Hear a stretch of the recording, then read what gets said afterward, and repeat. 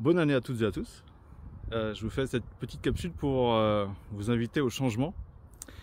Je vais vous raconter une petite histoire. En fait, c'est un homme qui vient me consulter.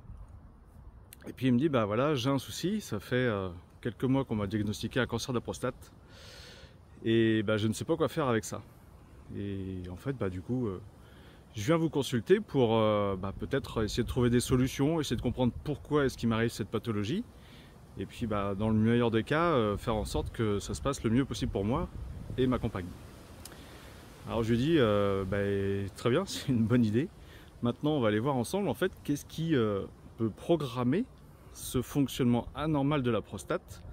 C'est-à-dire qu'en fait un cancer de la prostate, c'est juste que c'est le cerveau, l'inconscient, qui va s'adapter à un mécanisme, à un stress, un surstress, pour faire en sorte que la prostate soit beaucoup plus performante.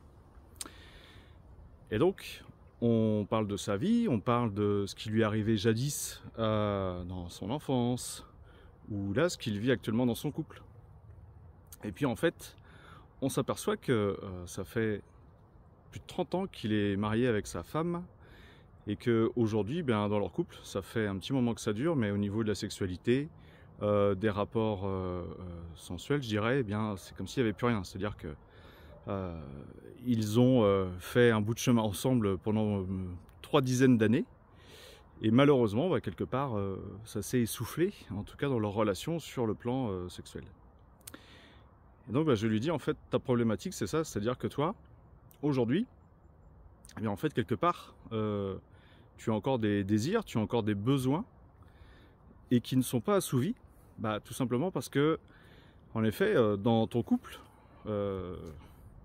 on va dire que certains paradigmes ont changé, certains fonctionnements que vous aviez tous les deux ont changé. Et toi, en fait, à cause de cette frustration que tu peux avoir, à cause de ces manques que tu peux avoir, ce qui se passe, c'est que ton corps réagit, ton corps surréagit. Et là, il me dit, oui, en effet, c'est vrai que c'est pas que j'aime pas ma femme, hein, c'est pas que je n'aime pas la relation que j'ai avec elle, si ce n'est en effet sur le plan sexuel.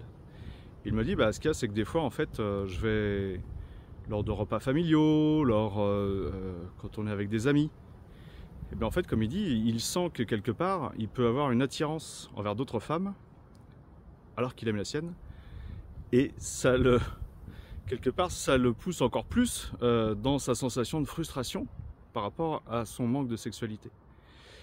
Et puis on est aussi allé chercher dans son enfance, où là on a trouvé quelques blocages inconscients, quelques blocages émotionnels, où là aussi il s'est aussi senti impuissant, où il a ressenti des frustrations.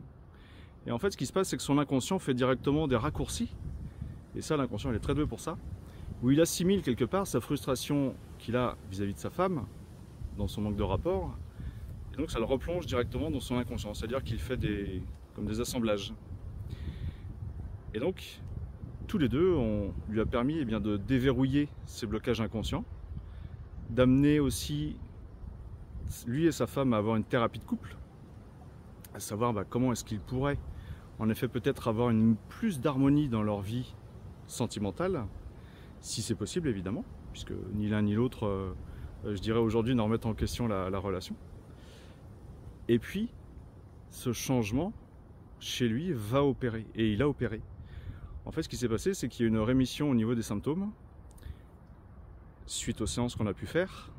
Et c'est ça qui est génial, c'est que en même temps des séances qu'on a fait pour agir directement sur ces blocages inconscients, les séances, des prises de conscience ont aussi permis à lui et à son couple en fait, d'agir, de passer à l'action pour effectuer le changement de comportement dans leur couple, pour que tous les deux, quelque part, puissent retrouver une harmonie dans leur vie, puisqu'en effet, elle aussi, quelque part, il y avait des choses qui n'allaient pas dans sa relation avec son mari, et ça a été mis en lumière, tout ça, ça a été libéré, de manière à ce que chacun puisse retrouver la paix à l'intérieur de soi, et c'est surtout que cette pathologie ne puisse pas amener cet homme peut-être à avoir des désagréments suite à une opération qui pourrait se passer, et donc vraiment